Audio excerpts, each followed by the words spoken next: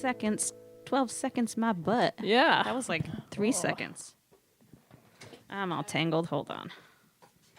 All right, put this over here. This over here. Turn us up. Are we up?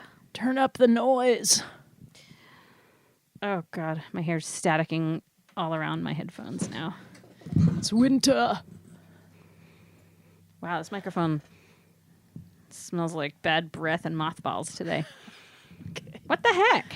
Well, it's the holidays, so people probably ate a lot of food in here. Well, they didn't eat mothballs, did they?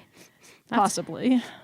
Don't know about some of these guys who are trying to disinfect the studio with mothballs after they have parties. I don't think that they do that actually, but although here's the little arm to someone's eyeglasses, so there might have been something weird. The arm. Well, what would you call this? Like that's what this is, right? Earpiece, isn't it? That's snapped off. Right. It looks awfully thin. It's broken. This looks like a very uncomfortable pair of glasses. That is trash. Oh, you know what? I don't think it is an earpiece to some glasses.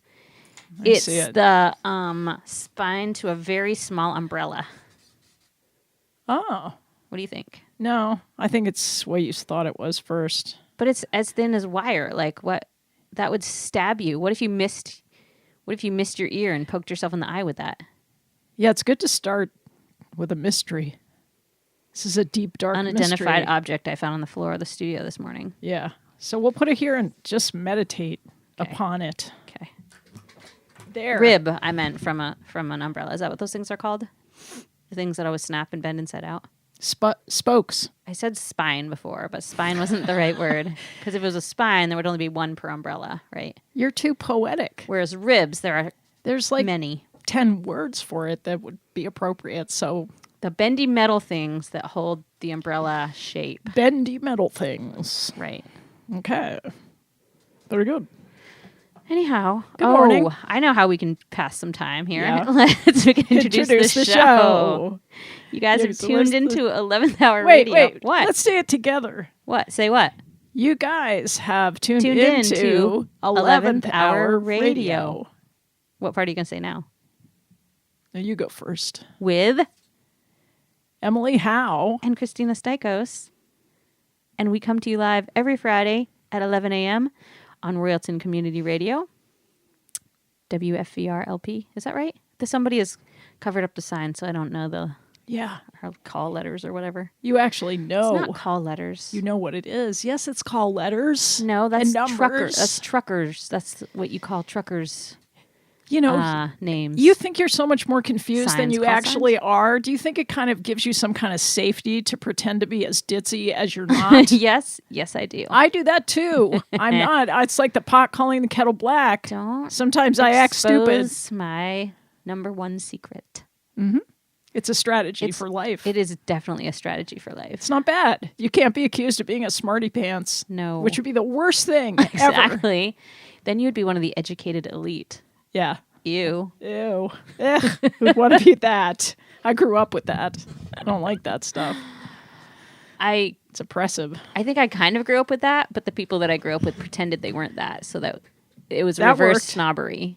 That's good. So you come by it honestly. I come by it exactly do the not. same as my parents. I am the think. daughter of snobs.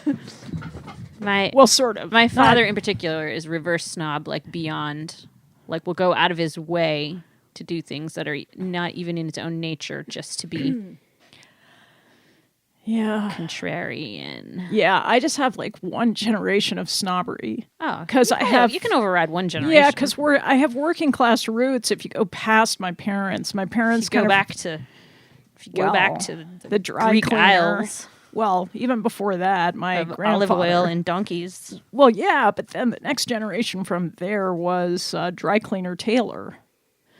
So that's my grandfather on that side, and the other grandfather was a chemical engineer, I believe. But he lectured at universities, so that's where we kind of got that university thing happening. Yeah. In Manchester, We won't England. hold it against him. No, he was a good guy. He was funny. He was fun. They took bike rides on the Isle of Man. Isle of Man. Doesn't that sound romantic? Yes, but the Isle of Skye sounds better. Have you heard of that? Yeah, that's good too. That looks nice. Yeah, they also Maybe only in live the there. summer. I think people don't live in places like that in the winter. No, they do. They do. Well, It's not that sounds cold. Almost as miserable as here, maybe. No, they have ferries that go all the time. What? Yeah, over the. Oh, speaking of donkeys. I wasn't speaking of donkeys. I said the word donkey like a few minutes ago, but it just popped a story into my head. I went to my good friend Susie's funeral service this past week and heard, you know what? It's sort of weird, when you like adore someone and then like they pass away and you hear people saying nice things about them and you agree with all the nice things, but you're jealous at the same. I was like, I heard so many people get up and be like, Susie was like a mother to me. And I was like, what? No, she was a mother to me. Mine. It was sort of jerky. But anyway, that's funny. After I got over that, I enjoyed hearing things that I didn't know about her, which, I thought I knew everything about Susie. But like apparently she was like a crazy, like top Girl Scout growing up. Like when she was really, really little, she was like one of the Girl Scouts out of the whole country picked for some of these huge top honor in Girl Scout world, whatever that was. Wow. And at one point she owned a donkey when she lived up in the middle of nowhere in this little cabin that she built herself. And so she would pack all of her groceries onto her donkey and have it lug them up to her cabin because you couldn't drive up to the cabin. It was way up in the mountain like in Vermont. So she had like a little donkey in Vermont that would carry the groceries up. That's very cool. You know who else used to grocery shop by donkey? Who? Carl Hammer. Who's that? He started Vermont Compost Company. And I used to bump into him down at Hunger Mountain Co-op with his donkey. Hunger Mountain. I had to go to Hunger Mountain Co-op this week, and it was so painful. It was. I did. I also went. I just was so angry. It was bad. It's so overrun with people. People that I hate that I have to hate it. Okay, because it's like it's all the good things. It's all the good things that I should be about. Mm-hmm. But the people that are in there are so cliche that I just can't deal with it. Like I looked around at everyone's like footwear and at everyone's cars, and I said, "You're ruining my Prius for me, myself." Is this "You're ruining my muck boots for me." Is this a reflection on, say, Montpelier, the capital of Vermont, is indeed as crunchy as people think it is? The man buns are thinning out a little bit. Yeah, that's not as big now. I'm happy that that's Why do you happening. think? It's kind of a useful way to have your hair I don't know. out of the way. I don't know why. I mean, not that I don't wear buns. I said man bun. Anyway. I could be a man. No, you probably you couldn't, could. actually. I mean, if you really want to go there, you could, but I think you'd have a hard time with it. Well, anyway, Some of us don't really fit in either genders properly, so I do my best to be female. I felt bad that I get irritated at these people with their little handmade, baskets shopping. It's just jerky of me. It's basically me saying you don't understand the purpose behind why you're doing this. You're just doing it because this is what the rich people do. That's, I guess, what bothers me about the faux hippie movement. Does that make any sense? It reeks of privilege. It does reek of privilege. Well, it is privilege. We are we live sort of in a privilege. But I hate that. We straddle different worlds. We straddle a privileged world, and we have our foot in the the gutter. I do agree with, even though it's far more expensive for me to buy organic food over crappy food, I still stick my neck out and buy the organic food. Right. But it bugs me that that's the case. It bugs me that you can't be poor and healthy at the same time. You can. It's really hard though. It's a hard choice to have to make. It's healthier and better, but when it's an instant drain on your bank account, it's really hard. What makes it hard? No, this is what makes it hard. It's the psychological part that's hard. It's because if you're poor, you're spending so much of your energy just kind of keeping your life going that you can't sit down and always think through how to make cheap meals. Yeah, whereas if you you can eat rice and beans for every meal and it's good. Add a little cheese, add some greens. I mean, that's a good diet. There's nothing wrong with that, and you can make that cheaply. It's just when you walk into the co-op, there's take some foresight and time and there's just a lot of other stuff at the co-op that's kind of shiny and glittery. Yeah, but all I wanted was a package of junky cookies, and I wanted some damn Cabot cheese, right? Yeah. They only have $11 expensive. You would think we're pretty close to Cabot, or there should be some Cabot. There was a little bit of Cabot cheese, but only the weird gourmet Cabot cheese. It's not just your plain basic grocery store Cabot cheese. Well, because everybody else has it. Wait, you can get a big block of Cabot cheese there, can't you? I didn't find any, but the whole thing is like a crazy maze. I was starting to have a panic attack and just wanted to get out of there. So I probably didn't hunt for the Cabot cheese the way that I should have. But there was a lot of cheese that wasn't cheese. It's just distracting to shop other random things. I know. I try to sort of walk that line between looking up and not looking up at the co-op because I sort of don't want to see anybody. I just want to shop with all my faculties focused on nutrition and not on socializing. There's a real split there for me. So it's really weird that John noticed, and I've noticed it a couple times, and his mother has mentioned. His mother shops at Hunger Mountain Co-op daily, but she mentioned it once, and we thought it was funny because we had noticed before. Every single time we're there, the photographer Ethan Hubbard. Yeah. Every single time we've been there, he's been there. Doesn't work there or anything. He's always there though. And then one time, John's mom was like, every time I'm here, Ethan Hubbard is here. And I was like, that's weird. Well, he must spend 8 hours a day there. Yes, but there's always people that are sort of assigned to you to just pop up in your life randomly. Yes, like Mac Lore is always at the co-op when I go. I don't know who that is. I don't even know him very well. He's just always there when I go. But you know what happened to me? Maybe they're just in tune with your. I mean, maybe they just have the same sort of schedule that you have. No, I'm completely erratic with my shopping. Completely erratic. We are too. But you know what happened at the co-op when I went there last week? What? There was a line backed up for the herbs, like the bulk herbs. Jesus. I just needed to get some cumin seeds. And I had to wait. There was 4 different people trying to bag their herbs. So, the question was, well, do you just go continue shopping and come back and lose your place in the line? The herb line could be longer then. Yeah. But I actually butted in. I could tell this woman was kind of nice. And so I scooted around it just because the cumin, she was standing right in front of the cumin seeds. Yeah. So it worked out. Okay. All right. I didn't offend anybody. I should get over this weird anger I have about the Hunger Mountain Co-op. Well, I don't like it as much as I used to. Sorry, I probably poisoned your mind against it. I don't know. It's just different, because you look, all the young people bring their kids, and I miss my kids because shopping at the co-op was really about taking my kids there. So it's not as fun just being a single old lady. not old lady. Well, I know I'm welcome there. Like, it's like everybody, all generations should be welcome at the co-op, but somehow it does seem like the land of the young and beautiful. Yeah, that's another reason it's irritating to me. Yeah, it's okay. We don't have to go there. I just feel icky when I go in there. Well, I had an okay Thanksgiving.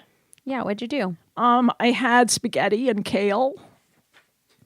I had nothing. I can't remember what. What, you had nothing? We had unconventional Thanksgivings, didn't we? We didn't fall in with the pack. I think I had a frozen pizza, actually. Okay. So we both had an Italian Thanksgiving. Evidently. Yeah. Because you celebrate yours. We don't celebrate until week. Tomorrow. Yeah. Yeah. And my kids came last weekend. So yesterday was like a work day. That's basically. Exactly what it was. I need to get the entire house really clean before I drag the Christmas tree in this weekend because I cannot put a Christmas tree up in a messy house. That's against the rules. Oh, Tannenbaum. Oh, Tannenbaum. I saw you post that picture of Tannenbaum. I was driving through Stratford and I was like, every single tree is deciduous, and then there's just this big one conifer up there. Making a statement. Yeah. It's like a fashion statement. Be a conifer, damn it. That was Stratford, of course. It was Stratford. Stratford would have that beautiful scene. Yes. There were lots of them. Whereas, South Washington, Because there's a lot of logging going on there. Yeah. There's a lot of bristly looking area. Yeah. What else? A lot of crap. It'll be beautiful in 100 years. What? Maybe. I don't know. Don't listen to me. Well, we might survive. We might survive what's coming in obscure places. We should be thankful that we live in obscure places because when the world blows up, we might just be spared. We don't know for sure. It depends what kind of weaponry is involved. But yeah, I find it kind of nice that sometimes in times of economic recession, it doesn't touch us as much here because we're so behind. We're just so behind that it comes many years later. If what'll happen is when the banks fail, we probably will notice. Probably. That's not going to be fun. Right. So maybe I'm so glad you have such cheerful topics to introduce. Yeah, what else do I have? I'm also going to die of E. coli probably next week if you really want to know. So you're going to have to plan on doing the show by yourself since I ate that contaminated. What are you eating lettuce for? I always eat lettuce. I don't. Look at me. I'm healthy as a cow. We have discussed before. Healthy as a cow. Wait, That's what's not the phrase? Expression. Healthy as horse. What? Healthy as a horse. I'm healthy as a horse. But anyway. But horses don't eat lettuce. They would if you put it there. I had something to tell you about cows. I don't want to interrupt you. It's fine. I interrupt you all the time. Have you seen those big brushes? They're like street cleaners for cows. Yes. Yeah, they love them. I was thinking of getting one for my horses and the sheep, but I think it will just make the sheep be all matte. It will felt them. Sheep are sheepish, right?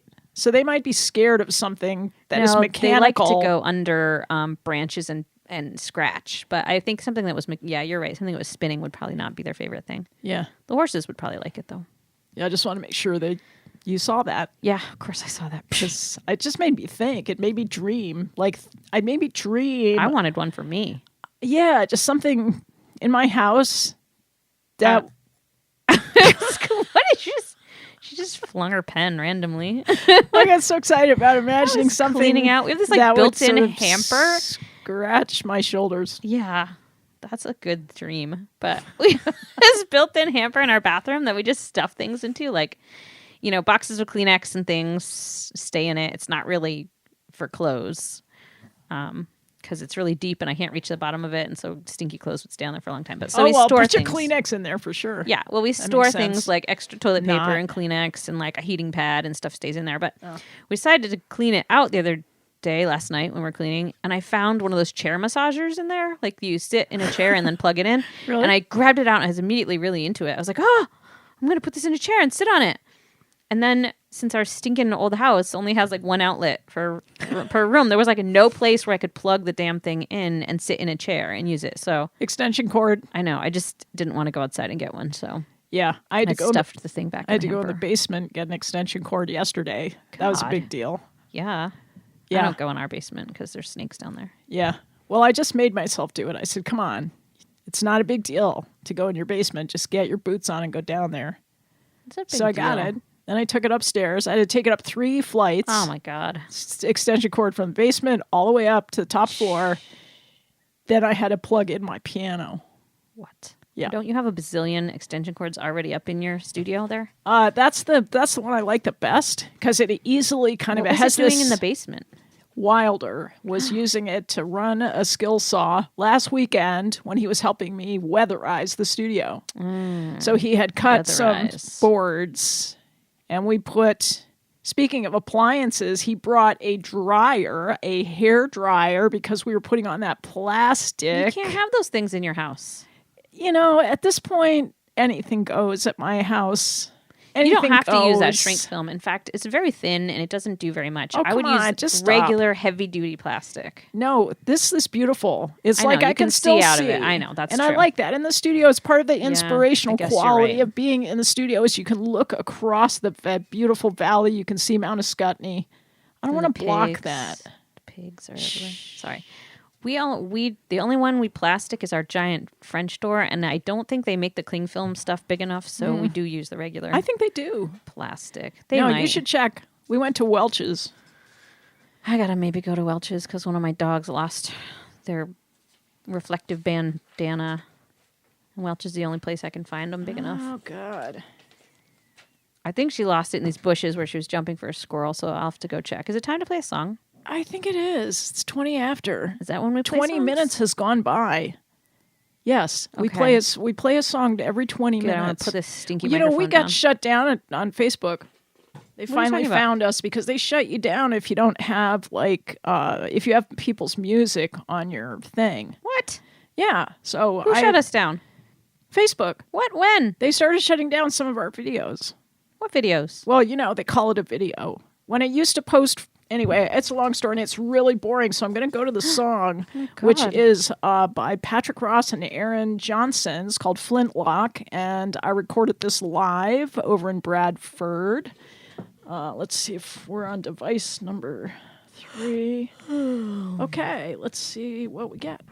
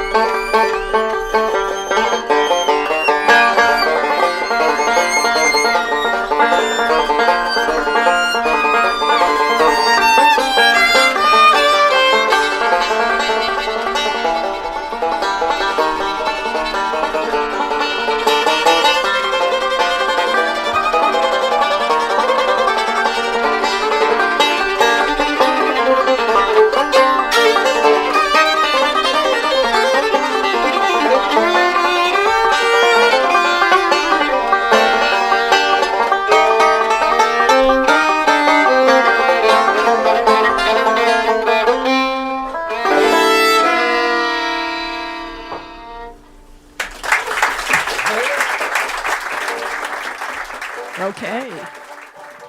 We just saw Patrick play live last weekend, 2 weekends ago. I can't now remember. Awesome. Two weekends ago. Yeah, we went to he and Russ's show in Lebanon. It was good. Good music. Good, That's fun. Good comedy. It's fun to go out. Like to go. I got invited to go out tonight, but I can't go. I mean, I get invited to go out to hear people play all the time, and I just always come up with excuses because I never feel like going out at night. Yeah, night is hard to go out. Well, and then I come back and the house is cold, the fire's out, and all that stuff. It's just too complex. I know. It's complex living so far out in the sticks. But, I think that in order to call yourself a real Vermonter, you need to every winter you need to go up over the App Gap in a snowstorm like I did. Isn't it usually closed? No, the App Gap's open all year. Is it? Yeah, you're thinking of Lincoln Gap is closed. Yeah, I guess I am. And another one too. What is the other gap that's always closed? Smuggler's Notch closes. Yeah, but it's a religious experience, really. I mean, what's the religious experience about it? Is that somewhere in this middle of the snowstorm, you're going to see a plow truck.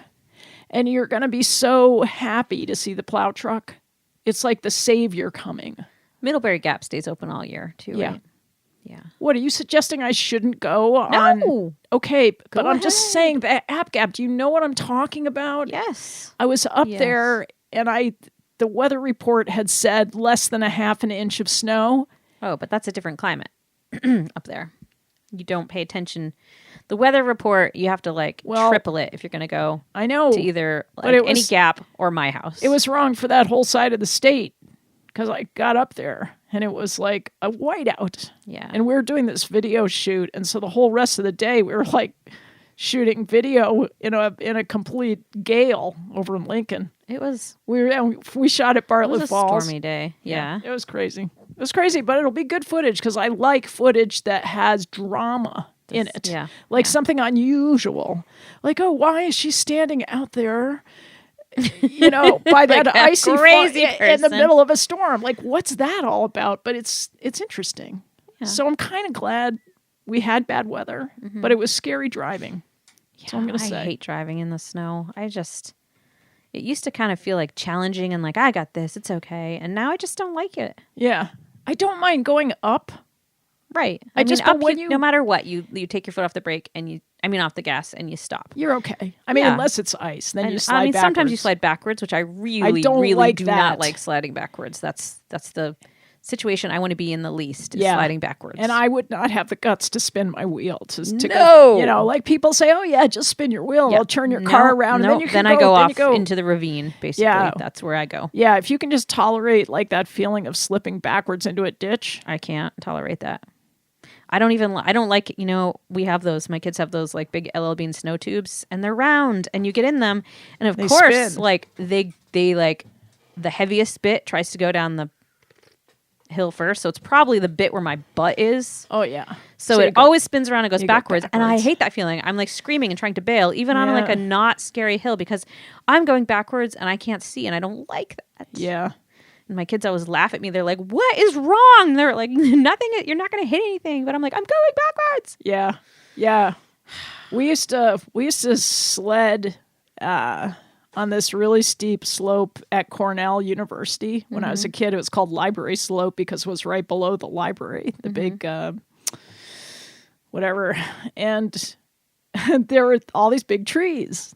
Oh, great. And every winter... So you might Ethan Frommit. And yeah, there were always some students who hit the trees and got paralyzed. Jeez. So, but this is typical of my generation, is what do? They put hay bales on the trees. So they did that for a number of decades, and then finally they just banned it. They put up snow fence so you can't sled there anymore. But I don't know. I don't know what's better. I mean, it's obviously better that people don't get paralyzed hitting trees. Right, but I think that taking choice away from people is a bad idea because it makes us stupider. There's kind of a cause and effect that you learn but when you get paralyzed. Well, or when you hit a tree. I mean, that's not funny. Why am I laughing? I'm sorry. Well, it's okay. I actually laughed at something inappropriately a couple of weeks ago on the show. Sometimes I laugh when I'm uncomfortable. Well, yeah, some people laugh, some people cry. Right. Yeah. But you're right about hitting trees. Little accidents for kids are good things because it does teach them. Like growing up, we didn't have any fence around our wood stove. I think we each probably touched it once and then didn't touch it ever again. Yeah. But now there's double barrier fences for toddlers. And I get it. I totally had one. Like my kid was not getting near the wood stove. But I mean, are we helicopter parenting or are we just better informed? Probably both. Yeah. Again, I think setting a good example is the best thing that you can do for your kids. Kids are ultimately really dumb too. Like you can't expect that they're not gonna make really bad choices. Some of them possibly fatal. So there's a line where you have to protect them quite a bit. Well, some kids have to live through their dumbness. Like Wilder, for example. My son Wilder definitely had to live through his dumbness. And I understood it, because he just felt that he was an adult before he was actually an adult. Eli is that way I couldn't really blame him for that. Like, it's kind of forward thinking and it's kind of adopting the pose before you get there. There's, it's like. But Eli still makes really bad choices because his ego is, telling him things that aren't true. Because kids that age think they're completely invincible. Right. So, if he had the choice, no, he wouldn't wear a helmet. No, he wouldn't do any of these safe stuff that I make him do. And he would have totally been dead a zillion times. And make him do that stuff. The stupid stuff he is going to do that you're not going to be able to control. He's going to look back and he's going to reflect on it, and it's going to bring some richness to his life, because that's what I see with Wilder, who is now 27. Is that we have very interesting conversations about all those things that went on that I had no control over, essentially. Right. And, I dealt with it on my side just by kind of having a deeper level of faith and trust in the universe. Even if bad stuff happens, it's like you've still got to just say, you still got to be pragmatic about it on some level. And I think faith is actually a very pragmatic approach to life. So, yeah. Bad stuff is out there, but the bad stuff doesn't usually happen. Yeah. I don't know. Yeah. No comment. I mean, I'm not talking about politics or anything. I'm talking about just in general. Yeah, it's more how you deal with stuff than what happens. Because we don't really have control over what happens. We have a certain amount of free will to shape things, but we don't ultimately have control over our lives or the lives of our loved ones. So it's more we can learn to manage how we react to stuff and have more positive outcomes ultimately because of that, I would say. That's true. Yeah. Speaking of privilege. Yeah, that's a good topic for us. I had the privilege to go. John usually has to do a big round of to a bunch of area stores, dropping off piles of his movies before Christmas, because that's when they sell. Not that many people still even buy DVDs, but anyway, like Dan and Whit's, the store in Norwich, often orders a big batch of them. Oh, that's a great idea. So we were delivering the batches, and we go in Dan and Whit's, and Dan and Whit's also, I love it, and it irritates me at the same time, because it's sort of billed as the really typical Vermont store, but all you see in there are rich people soaking up the Vermont experience. And I was like, oh, Dan and Whit's, they have their entire top floor is all really nice Johnson Woolen Mills and Carhartt stuff. And the prices are twice. What top floor? They opened up their top floor now. What, they have an upstairs? Yeah. I've never been upstairs. I know the back, downstairs. The hardware store in the back. Yeah. But now they have an upstairs. It's all clothing. Oh, cool. But it is cool. It's all cool stuff. Wait till January. It's a mess up there. I like that. I like at Dan and Whit's how everything's a mess. If you go all the way to the right and all the books and the office supplies, they're all kind of mixed together. Right. So I like the look of it all. And that stuff there's some cheap stuff there. Sometimes. But wait till January. All right. So I go up into the Johnson Woolen Mill stuff and I'm like, ow, ouch, this is so much money. Mm-hmm. and then sadly shuffle away. Yeah. Because it's all being marketed to the like really, really wealthy people. Right. Who think they're being like real Vermont people. Right. And mostly people, like for regular Vermonters, that's what we used to wear, right? Used to wear like red wool coats. Well, you didn't wear it because it was cheap. You wore it because it was quality and it lasted a long time. So you did get your money's worth like out of it. Yeah, and I think you still do get your money's worth. It's just I'm sure you do. I cannot justify paying several $100s. Really, that for much? A coat or something? Really? Yeah, is it over 100 for like a? Oh God, yes. Really? Yikes! Gosh. Well, bad news for frozen food addicts. Oh, this is bad. Schwann's has been sold. Schwann's has been sold. It's okay. Our obsession with them was waning. Well, maybe it's going to take on a whole new lease on life now that it's been sold to a South Korean country for South Korean. What? I didn't say that right. It's been sold to a South Korean company for $1.8 billion. And my thing is, why does a warmer country take on frozen foods? I mean, what if the grid goes out? Maybe they need more refrigeration. What if the grid goes down? They're going to have to haul all that frozen food back to Vermont. Did they say they're moving the whole shebang to South Korea, or did they say just the company is owning it from there? Like, is it still going to stay here? I don't know if we're going to see those happy little trucks go by with their little happy little trucks. You and I were convinced they were like little devil trucks. Remember? What do you mean? Remember, we thought it was like bad luck to see one. I like the doors. I like the multiple doors. Remember, you were like, I found where they spawn from. Really? Yeah. I forgot that period. We've gone through so many different periods with the Schwann's truck, but honestly, I just feel like if now you just if all the food is in South Korea and the grid goes down, which it's going to be in South Korea. Okay, they're going to have to bring all the food back to Vermont. They're going to have to put it in the stream. Listen, the corporation, the corporate part of it can be in South Korea. I don't think the whole company is going to move there. Okay, I don't think Why you are have you to so worry. sure? I just am. You don't that would be ridiculous. They would have gotten a way better bargain if they were going to transport all those trucks to South Korea. I just think we have to be prepared. We should all get these little metal cages that we can put our frozen foods in to take down to the river or the pond. What? You know what I mean? Like in the old days? Not when you used cages. To like your frozen pizza. Yeah, down it's got to be a little brook. cooler box. You can just put a cooler in the brook. That's fine too. Okay. I don't know. Oh my God. You know what? With this crazy weather that came like before we were prepared. So a couple weeks before all the snow came, there was some event in our barn and the people got into our boats down in the pond, even though they're not supposed to. But people were in the boats and they left the boats floating freely in the pond, which was a huge pain in the butt. My dad managed to wrestle out our canoe and flip it upside down on the bank, which is good. But the paddle boat was left in the pond, and then it filled with water and froze solid. It's frozen solid in the pond, and I'm furious because like we have tried to go down several times and like get it out. But like this is my kid's like favorite toy in the summer. They think hang it'll out crack? Yeah, because the big footwills are completely filled up with water.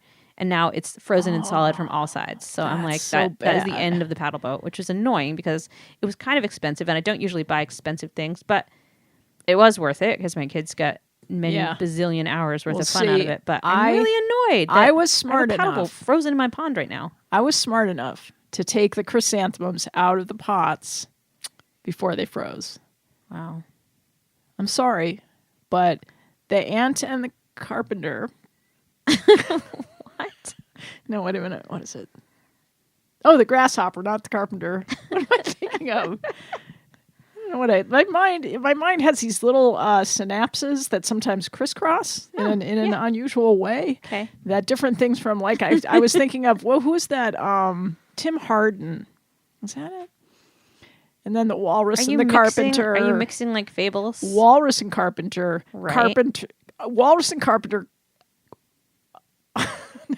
Yes, the walrus and the carpenter from Alice, right? I wish I still drank because this would be really fun if you were drunk. But if you're and then sober, the ant and the what? Grasshopper. Okay.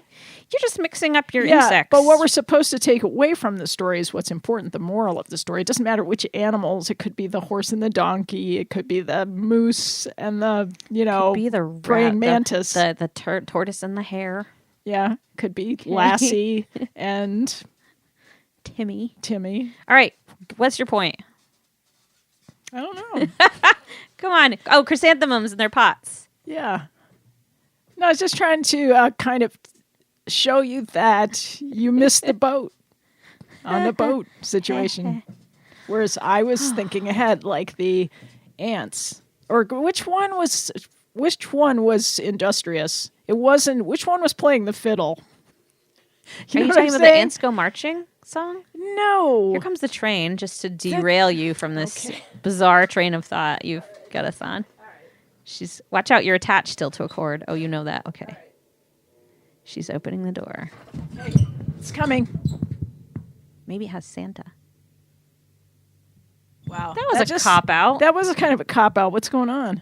They didn't feel the need to honk very much through town. Strange. Maybe they're punishing us for not being here last week. No. You know what they're doing? They're saving the horn for Christmas. Maybe they know that everyone in this town is on vacation and there's no one here to honk for. The parking lot is supremely empty. It's just I felt kind of sad. I felt Bob's gone. There's just like 100 cars out there.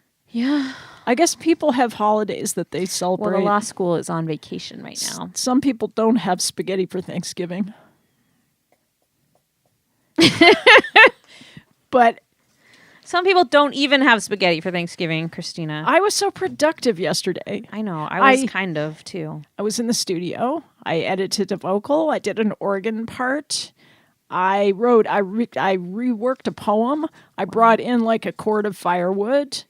It sounds like you were actually more productive than me. I did a whole other thing. I thought I was. Oh, I cleaned a lot.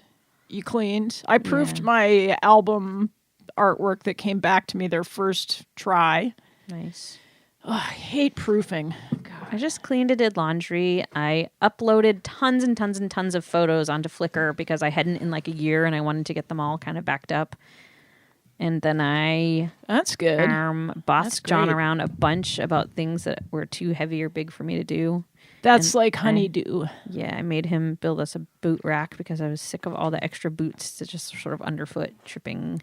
Mm-hmm.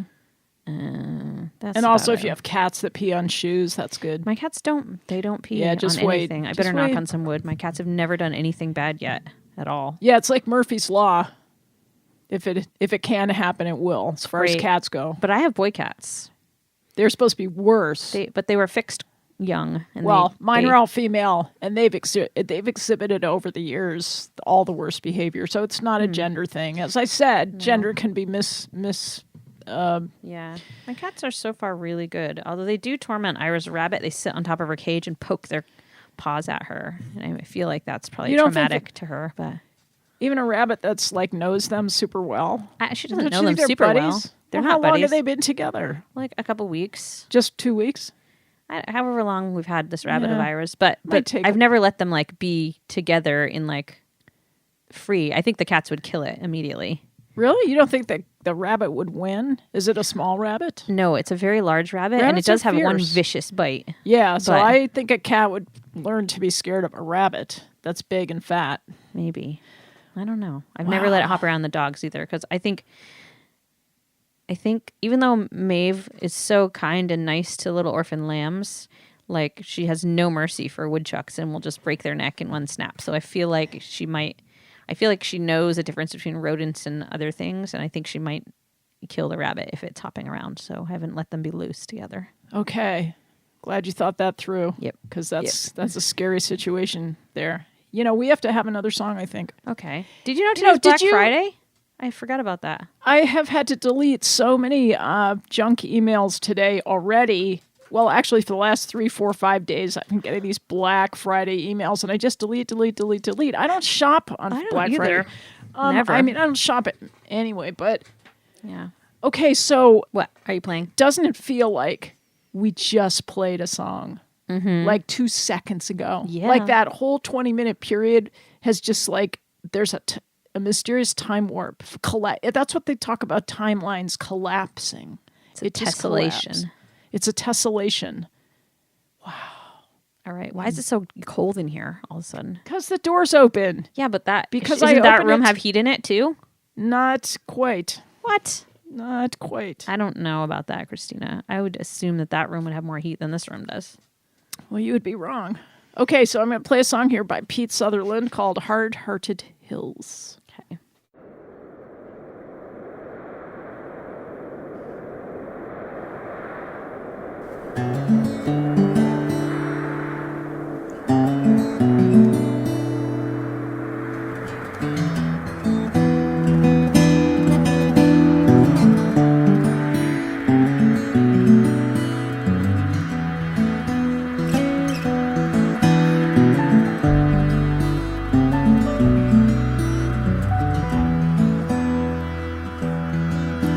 I wish to God those glaciers would have stayed at home instead of running down these mountains like they done. I wish the salty seas still washed the valleys like they did so long before these people come. I'd be seeking solace on some shell-strewn beach, have high peaks to climb and win.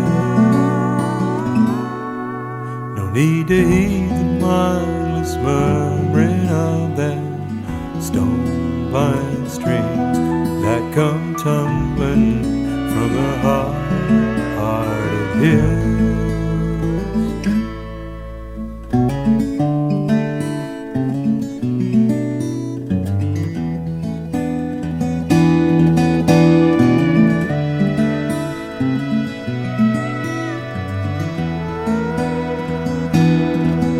In the hard-hearted hills, with your heels dug in, you can hug the rocks like moss, or you can moan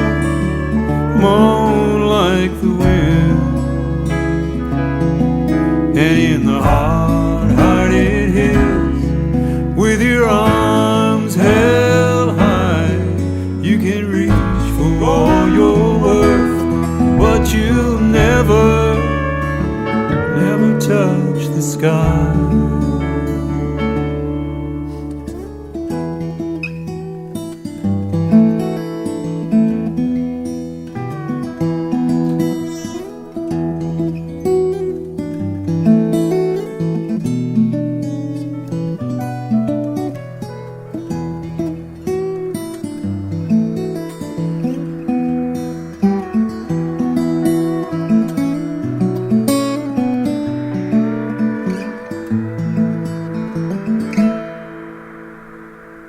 I have a dream within a dream where I lie sleeping. 500,000 tons of granite on my back. I am surrounded by an ocean's worth of fossils.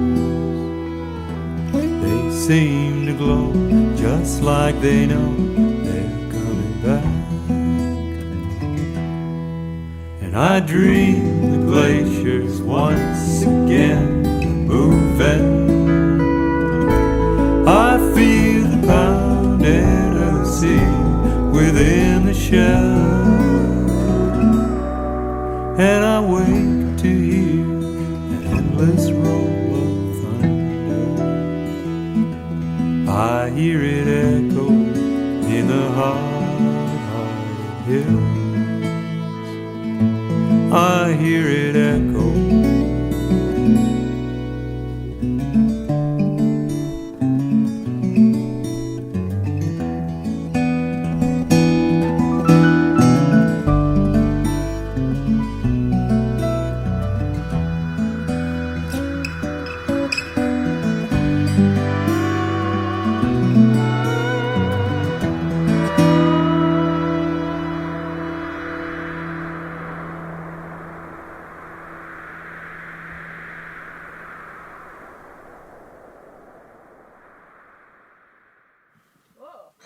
Did you leave the microphones on that whole time?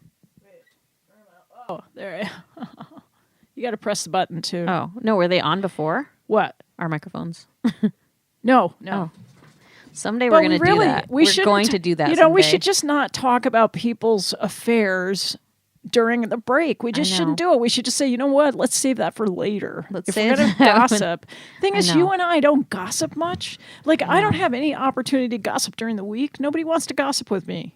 I mean, I don't talk on the phone. Same I guess. here. That's I don't talk on the phone. We don't talk on the phone, so we don't get the outlet. And I definitely I don't gossip via Facebook or email, because those are our set in stone words that are out there. And only gossip by words. I just feel like there is something about female culture that needs to talk about what's going on between people, and it's not malicious. I just want to reiterate, it's not malicious gossip. It's just like talking about human nature. I've mostly been trained away from malicious gossip, because anytime usually I've ever said anything bad about somebody that wasn't necessary for me to say at all, that I was just maybe getting some sort of weird fun out of. Yeah. Every time in my entire life that I've ever done that, I was immediately like caught or called out for it. Like for instance, the person was right behind me, or somehow it got back to them and I was in a deep kind of crap about it. Like I've never ever.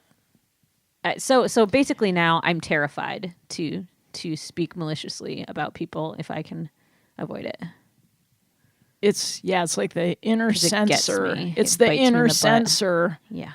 Well, it's not. I guess it's not a bad thing to sort of think about what you say about people, and just try to hold people with compassion, except for a few that really deserve to be ridiculed. Yeah. If there's somebody that I just absolutely really deeply dislike, and I don't care if maybe they somehow found out that I disliked that about them, that's different. Like if they're actually being a bad person. If they're doing bad stuff, you know, I think, I don't have a lot of huge problem talking about that. Yeah, I think that's okay. I mean, that's part of human nature. You've got to pass on information. If people are doing bad stuff, you have to pass that information on so that other people are forewarned. Yeah, but that's gossiping about more like people who make mistakes and things like that. That's crueler. I don't know. Yeah. Yeah, because we're all freaking human. We are. I mean, I still have huge waves of self-doubt. I was having huge waves of self-doubt this week. I think the thing that's different for me now is that I don't take it quite as seriously. I still feel it coming on. You know, it's the voice that says, oh, everything you're doing is just crap. You know, it's so shallow. It's so, it's so unartful, whatever. Just those voices come in and I go, well, you know what else? This is what I do. Like if it's not something that's brilliant and stellar, so what? It's just what I do. That's what I do. So you just kind of accept it. What do you do with your self-doubt these days? I don't know. It definitely rears its head a lot. And I don't come at it from the same place probably you do, because you've got enough years of experience and actual success that no matter probably if you're feeling really bad about something, you can at least say, hey, this thing that I do actually is considered quite successful.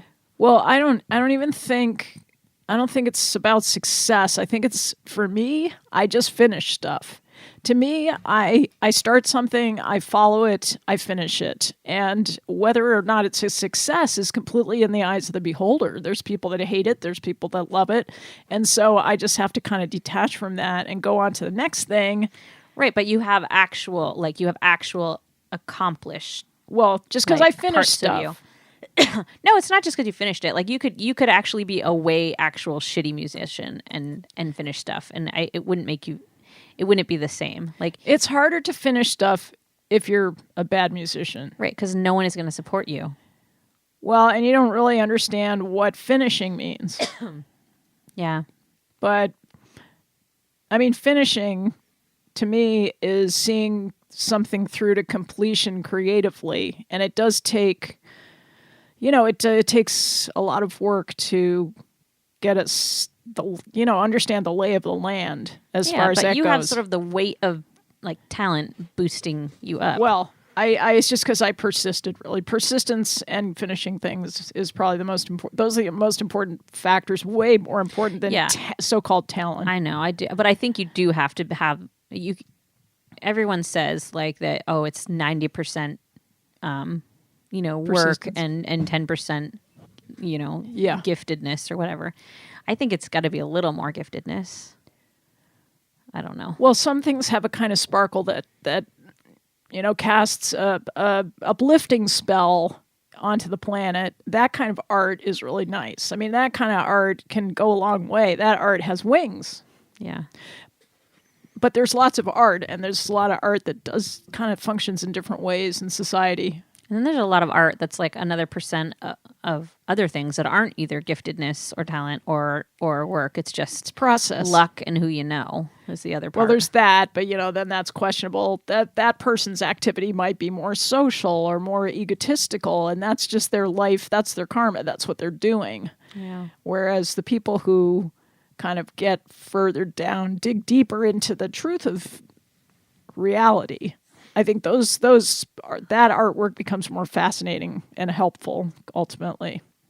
You're still struggling. I'm sorry, this with microphone. I swear to God, someone cleaned the toilet with it.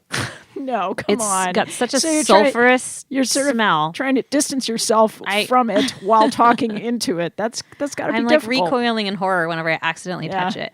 It's just not right. Yeah, 5 minutes to go. You going to be able to deal with it? Yes. Yeah. Yes. Well, so you don't really suffer with too much self-doubt, hopefully. I suffer with so much self-doubt, which is why half the time I get nothing done. But you're taking steps. I feel like you're taking steps. I've said no to so much stuff already this winter that I've never said no to in my entire life. You know what? I have to say thank you to the haunted house debacle. Which, although you did a great job putting it together, and all the people who participate in it were, creating this wonderful performance art, and yet the weather, and people pulling out who were going to help you, and all the things that conspired against you, you must have come away from that feeling like, you know what, I do too much volunteer work. Yeah, well, I came away with that idea years ago, but just kept well, going. I hope this one really brought it home. Yeah, because you can do endless amazing stuff, but the stuff that really satisfies you is the stuff that you need to get on with. I just realized there's so much stuff in my life that I do that I just do because I don't want to make somebody mad. Right. Like it really has nothing to do with I'm like, oh, I'm doing a wonderful community service or whatever. I'm like, no, I do. Of course I do want to do good things for the community, but half the time that I don't say no, it's just because I'm afraid of anger.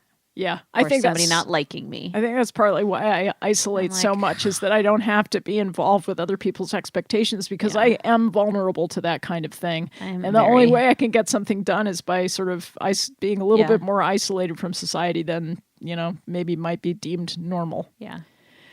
I'm finding it with school stuff a lot too. Like I feel bad because one of my kids is about to be out of elementary school and head on to high school. And I still have one kid there, and I've been doing nothing but volunteering and scrubbing dishes and doing all these fundraiser things for school.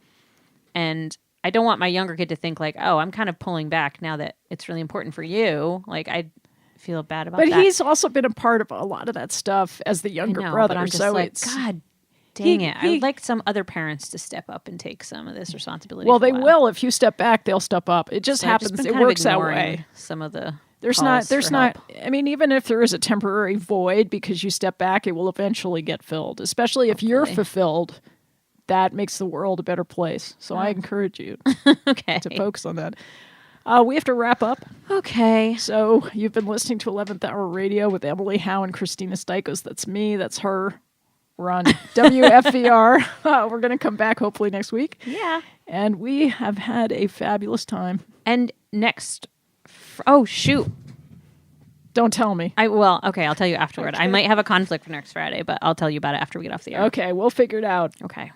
So we're going to end on a piece of music by my cousin Steve called It's Beautiful. Yay. So have a great week. Bye, guys. Everybody.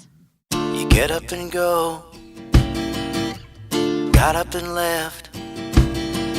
You've never been able to make good things last. Life got sweeter, but you got bitter. Time was moving much too fast. Broken China doll, is that all you are? I knew you when you had nothing to lose. You were like a bird that everybody heard. Now all you sing are the blues. It's beautiful, 'cause it's all from up. Love is not a little game. All your dreams went up in smoke today. Beautiful beginners, innocent sinners. When we met, you were sweet and shy. But life got harder, and you became a martyr. I still see the glimmer in your eyes. It's beautiful, 'cause it's all fucked